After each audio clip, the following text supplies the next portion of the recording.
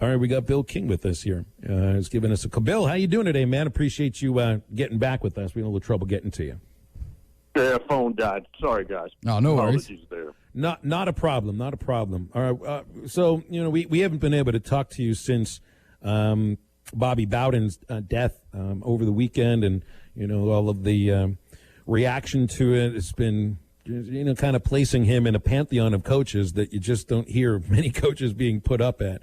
The coaching tree that he put together, his son's, of course, part of that. 14 years in a row, top 5.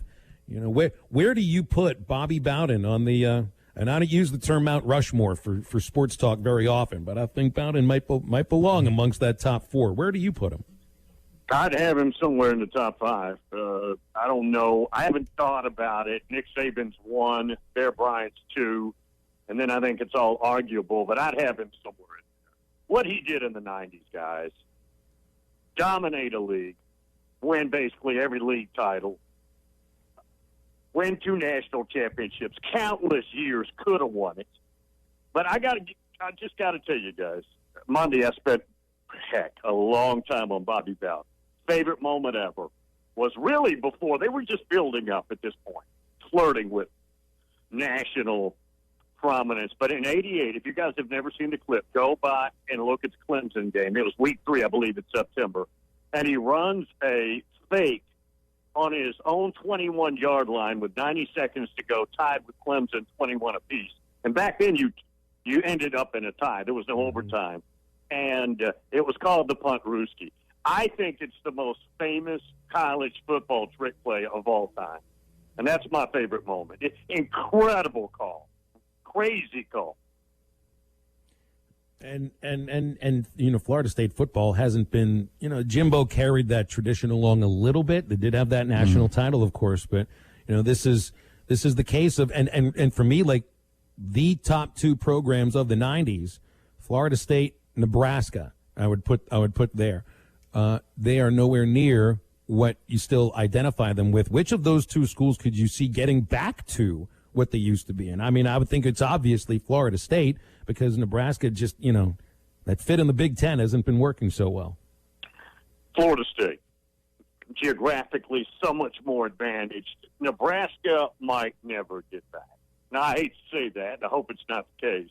They have not been meaningful at all in the Big Ten, other than the brand, which is a historic, attractive brand, but no, by far, Florida State can get back. It might be under Coach Norvell in a couple of years. It might be the next guy, but they absolutely can get back.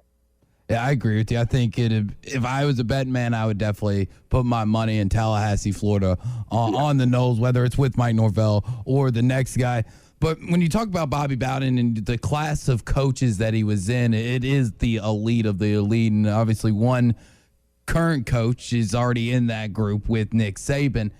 Do you see any other coaches around the country that could possibly get to that level? I mean, is a Ryan Day at Ohio State? Is Lincoln Riley at Oklahoma? Dabo Swinney at Clemson? Do you think they could ever reach that pinnacle of being in that elite class?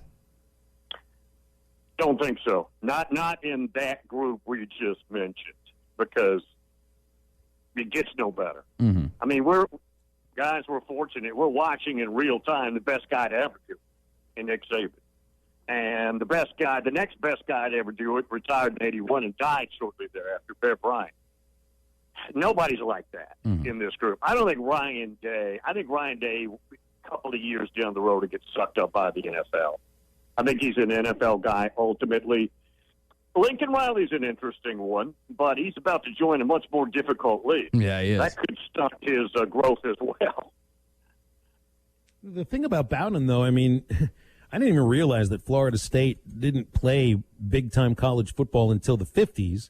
And didn't join the conference till 1990. Almost all of the success, and again, when you say, Jimbo had a national championship, yes, absolutely. But when you talk about Florida State, you talk about Bobby Bowden in much the same way that Penn Staters talk about Joe Paterno. There's just no other coach that's even close to that sort of success at that school. At Alabama, look, I mean, there is Nick Saban, but there's also Bear Bryant, Bob Devaney at Nebraska, along with along with the name is shooting right past me. Tom Osborne. Pardon me. So I mean, you see where I'm going with this too. I mean, this Notre Dame. You've got other, multiple coaches that you would put up on this list. For Florida State, and Penn State, it's just those two guys. That's it. They're the program.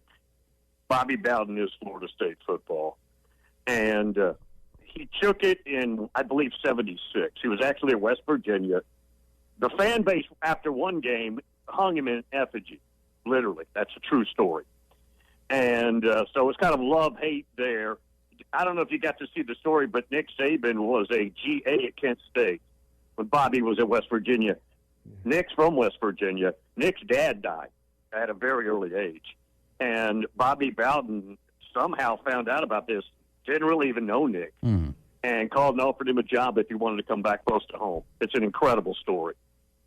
Wow, I've never heard that story there, Bill. Oh, yeah. And it sounds like it's something Bobby Bowden would do. His character, his faith, and everything was on the highest level. And I never got to talk or meet the man, but always respected him and had so much admiration for him. Now, the big story for the last 24 hours, I guess you can call it a big story. It's been a big talking point.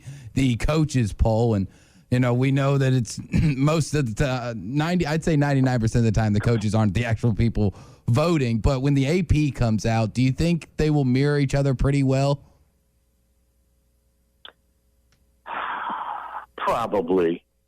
I don't really. I mean, I do look at the first one, which, as you mentioned, the coaches poll just came out. After that, I don't really pay attention. I may notice the first few at the top, but I don't get into the minutia, the week by week 13 stuff, yeah. versus 18 or whatever.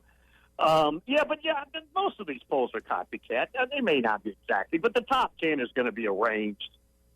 Alabama is going to be 1, 2, 3, 4 will be in some fashion. Ohio State, Clemson, Georgia, Oklahoma. Again, shuffle those around. It's going to be the same 10 with Alabama 1. Let's put it that way, pretty much. Couple of notes on this coaches poll for you, Bill, and I looked at the last 10 years, compared the preseason poll with the final poll. They've picked the national champion correctly once. That was 2017 Alabama. 4 other times, preseason number 1 lost the national championship game, so that's not bad. But you can see where there's a real chalk to this. 7 times, counting this year, last year's champion is the next year's preseason number 1. And is that why Alabama's number 1? I mean, you look at the idea of their ability to reload year after year. I mean, is Alabama really the best team, or is this a matter of they were the best last year? 2 things, not in any particular order. Number 1, Alabama has bought and earned more clout than any program in history, in college football history. Nobody starts a season, regardless of the depth chart, with more clout than Alabama does during these years. They've won 6 of the last 12 national championships, by the way, guys, and could have a couple of others, right? They've bought more clout than anybody else. And number 2, their roster is at least as good as anybody else. As you guys know, that doesn't ensure that you're the last team standing, but it's the easiest pick right now, guys, in this era to place them number 1. It's a better bet than it's a bad bet. Bill, I think we'll leave it there. It's good to talk to you, man. Sorry the last thing I wanted to ask you, and I meant to ask this. I listened to Bill's show, and he's got a liner that says he pets a cat while he's doing sports talk. We have something in common. Bill, what is the name of your cat? Canoe. Love it. Mine's Kiki. Had another one named Lico that walked out the door and never came back. So I can't tell you anything more about Lico. He found his own home or something. But yeah, Canoe's still here. It's all good. Canoe obviously loves college football, and the other cat, I think, didn't. That's the only reason. Must not have. Yeah. Appreciate you, Bill. We'll talk next week. Okay. Thank you, guys. Bill King, Nashville Sports Radio. Get a hold of the fence, man, if you need a fence that can help your business look better, maybe even be a little more secure. 479-782-3936, the number. Fenceman's been in business over 40 years, 18 months, same as cash financing. 479-782-3936.